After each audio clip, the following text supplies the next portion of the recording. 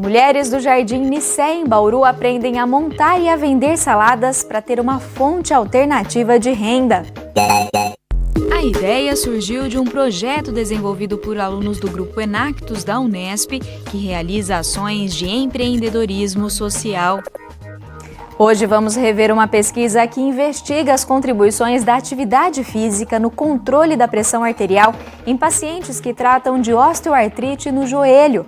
A edição desta quinta-feira está começando.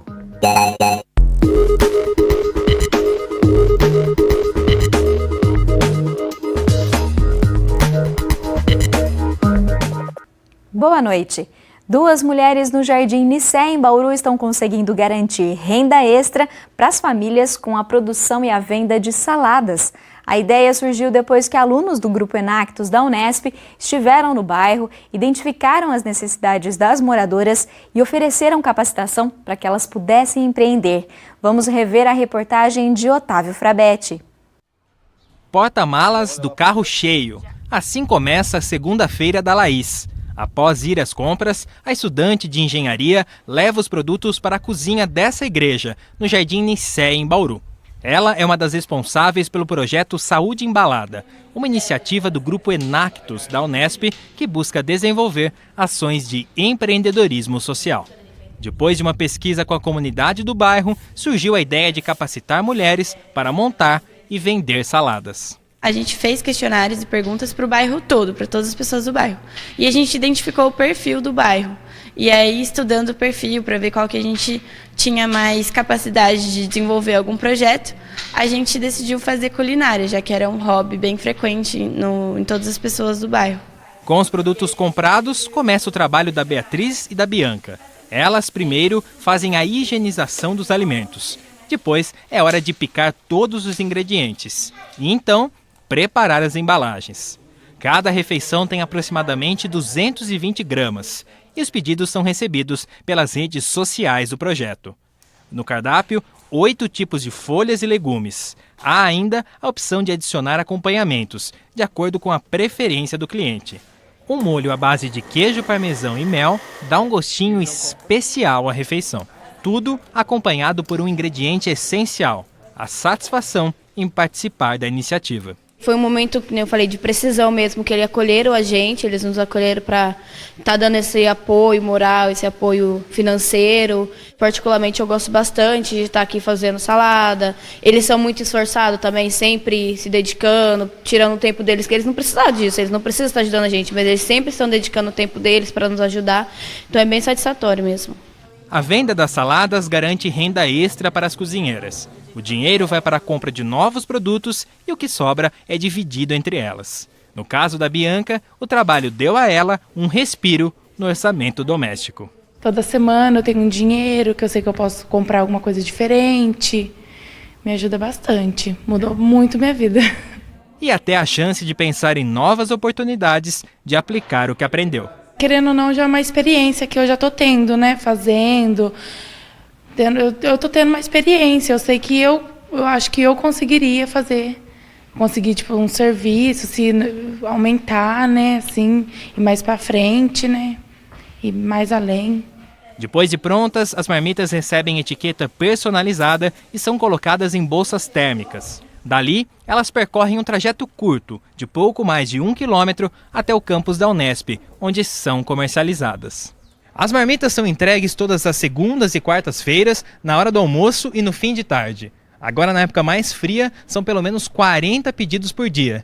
E esse número chega a dobrar com a proximidade do calor. Por enquanto, os alunos da Unesp formam a maioria da clientela.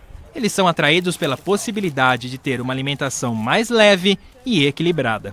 O restaurante universitário não tem muito número de refeições, então é um pouco limitado aqui até almoçar fora da escola, da faculdade. E a cantina também não oferece uma alimentação muito variada, saudável, a gente acaba comendo salgado e tal.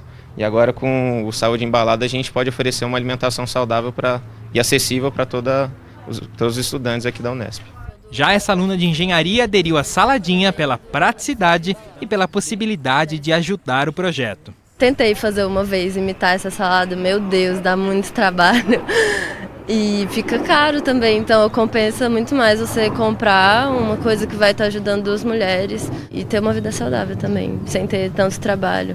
Também são as razões que fizeram da Beatriz uma cliente fiel. Eu não encontrava esse tipo de alimentação dentro do campus, então saúde embalada foi uma opção para mim.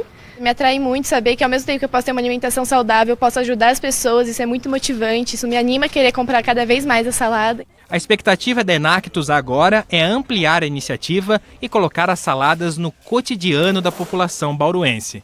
Porque dentro das embalagens, além de saúde, está um projeto que proporciona o empoderamento das mulheres do Jardim Nicéia. A gente pretende expandir essas vendas para todos os dias da semana e a gente pretende também expandir não ficar só dentro da Unesp, mas expandir para fora, para Bauru inteiro. É um dos nossos maiores desafios, mas a gente vem estudando. O objetivo da Enactus é dar todo esse suporte e se desvinculando aos poucos, até que as mulheres consigam fazer o projeto totalmente sozinha. Então a gente ainda participa um pouco das compras e da logística, das entregas das marmitas, mas o intuito é que daqui a pouco fiquem só por conta delas. Agora uma dica de cultura. A exposição EcoArte Gravuras Contemporâneas, organizada pela Faculdade de Arquitetura, Artes e Comunicação da Unesp, que passou aqui pela Galeria Municipal do Teatro, está disponível para visitação em Botucatu, graças a uma parceria entre as duas unidades. A exposição conta com parte do acervo de artes plásticas da FAC e é composta por gravuras elaboradas por grandes nomes da arte brasileira. E quem nos dá mais detalhes é a Cláudia Baceto, ela é a diretora de Patrimônio da Secretaria Municipal de Cultura aqui de Botucatu. Cláudia, para a gente começar, como que foi feita essa parceria com a FAC? Sim, primeiramente foi a procura da FAC com a Unesp aqui, a unidade da Faculdade de Medicina, querendo trazer esse acervo, essa exposição para Botucatu. E com isso, tanto a Medicina quanto o Instituto de Biologia nos procuraram, porque aqui a galeria, que é um espaço municipal, tem um espaço mais adequado para receber essa exposição, que para a gente é muito importante. Qual que é a importância justamente para as pessoas de Botucatu terem contato com esses artistas brasileiros? Sim, eu acho que esses artistas, né, alguns renomados, você nem sempre tem a oportunidade de ver, né, e observar essas obras. Então, trazer esse acervo da FAC, a gente poder ter essa parceria com a Unesp, foi importante nesse sentido, né? Então, para Botucatu, uma cidade interior, ter esse conjunto de artistas, não só brasileiros, né, mas é uma exposição que tem artistas das Américas, então tem destaque para a gente internacional, é muito bom. Que obra e que artistas dá para a gente citar como destaque? Eu pessoalmente gosto muito dos brasileiros que estão participando, né? Tomi Otaki, que é uma artista assim de renome, né? Muito conhecida, Flávio Chiró, Carlos Vergara, né? Então tem nomes assim de importância nacional, não só na gravura, né? Essa é uma exposição de gravuras, mas eles têm destaque em várias outras linguagens. E até quando a exposição fica em cartaz e quais são os horários de visitação? Certo, a exposição ficará até 16 de fevereiro, né, do ano que vem. A gente passa todo esse período aqui agora de férias, né, vamos dizer, com essa exposição. A entrada é gratuita, né, a classificação é livre. Os horários da galeria são assim, de terça a sexta, das 9 às 17 horas e aos sábados, das 11 às 17 horas. Muito obrigado pelas informações, Cláudia. Então, para quem ficou interessado, população de Botucatu e região, a Galeria Fórum das Artes fica na Avenida Dom Lúcio, número 51.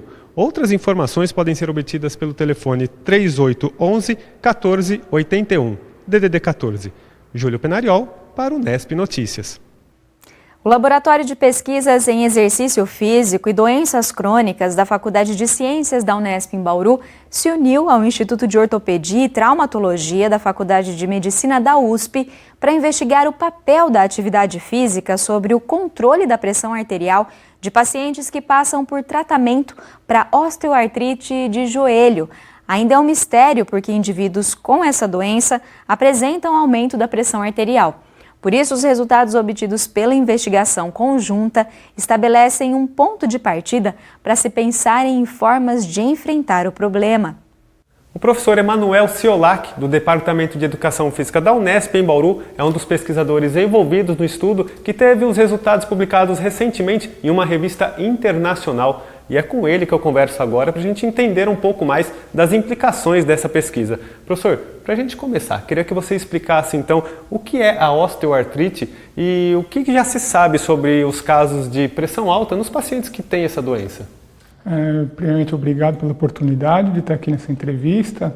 A osteoartrite é uma doença osteoarticular crônica e degenerativa, que ela é bastante associada ao envelhecimento, que dentre a sua característica principal envolve a degeneração da superfície articular, principalmente da parte cartilaginosa, diminuindo o espaço interarticular e gerando bastante dor na articulação acometida. As mais comuns são as articulações que envolvem a sustentação do corpo, né? Joelho e quadril, mas pode envolver todas as articulações do corpo e ela é altamente prevalente. Então, especificamente do joelho, que foi o caso do nosso estudo, estima-se que acima de 50 anos, 60% da população apresenta dor no joelho e essa dor é principalmente por conta da osteoartrite.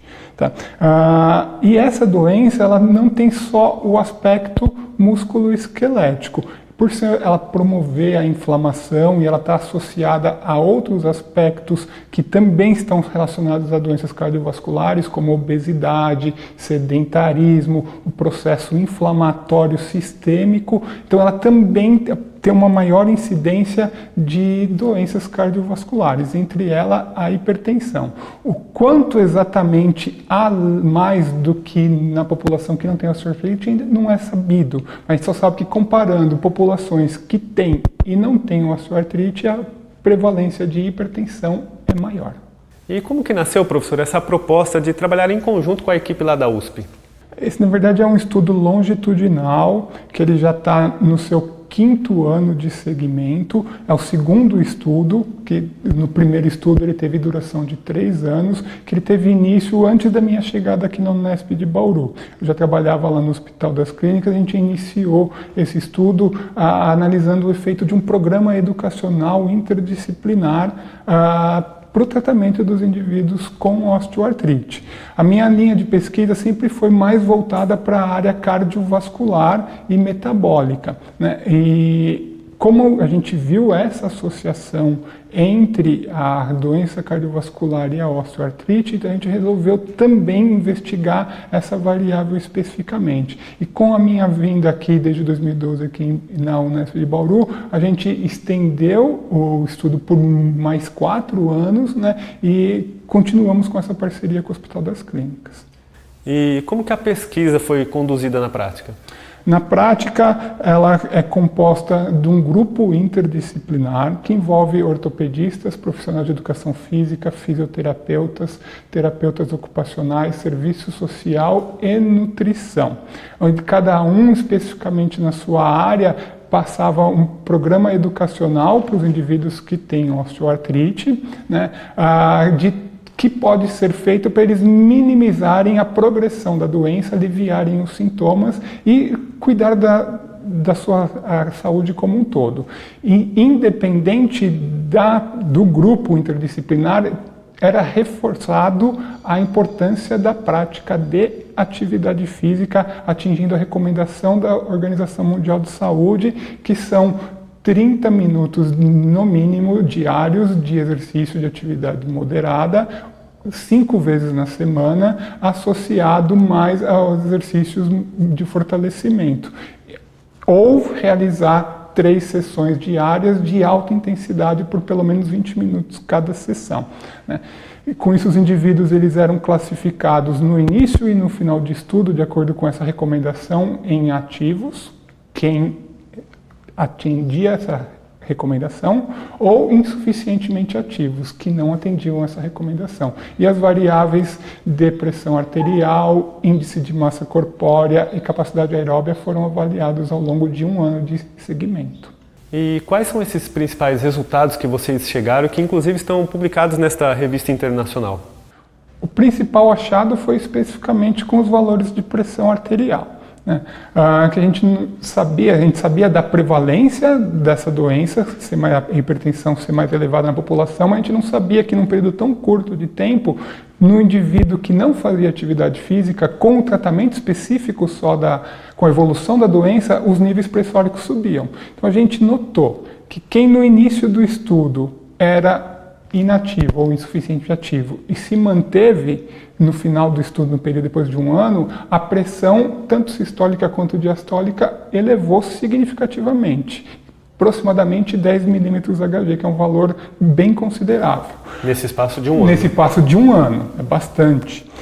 A mesma coisa aconteceu com os indivíduos que eram ativos no começo, mas no final ficaram inativos, insuficiente ativos. Então eles também tiveram esse prejuízo para a pressão. Enquanto que os indivíduos que eram ativos e se mantiveram, a pressão sistólica se manteve, não se alterou, e a diastólica inclusive melhorou. E no grupo que era sedentário e ficou ativo ao longo de 1 ano, ambas as pressões melhoraram. Não só não aumentaram, como aconteceu em quem ficou inativo, como ela diminuiu. Um fator extremamente positivo do ponto de vista da saúde. Além disso, os 2 grupos que finalizaram com o seu dia a dia de forma ativa, eles tiveram uma redução no IMC, né? E o IMC é sabido que ele prejudica ainda mais a osteoartrite do joelho, porque ele tem que carregar mais peso no seu dia a dia. E por fim melhorou a capacidade aeróbia nos 2 grupos que terminaram de maneira ativa, né? Demonstrando que é fundamental para essa população fazer o mínimo de atividade física que é recomendado pela Organização Mundial da Saúde.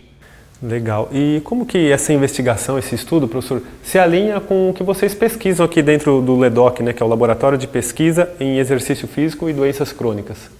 Esse estudo está totalmente alinhado com a nossa linha de pesquisa, que as 2 principais envolvem o exercício físico e o envelhecimento e a consequente prevenção ou tratamento das doenças associadas ao envelhecimento, e dentre essas doenças inclui a osteoartrite, inclui a hipertensão, inclui o diabetes, inclui a própria obesidade, que é uma doença, e inclui também a nossa segunda linha, que é não segunda em termos de importância, mas de quantidade, que é os benefícios do exercício físico na fisiopatologia das doenças cardiovasculares e metabólicas, né? Então a gente sabe a hipertensão é uma doença cardiovascular que vai evoluindo em conjunto de maneira mais significativa com a osteoartrite. A gente demonstrou que a atividade física consegue prevenir esse desenvolvimento. Tá certo, professor. Mais uma vez, obrigado por comparecer e ajudar a esclarecer para a gente. Eu é que agradeço essa oportunidade de mostrar o nosso trabalho para a população em geral. Por hoje é só, eu te espero aqui amanhã às 6h30. Tchau!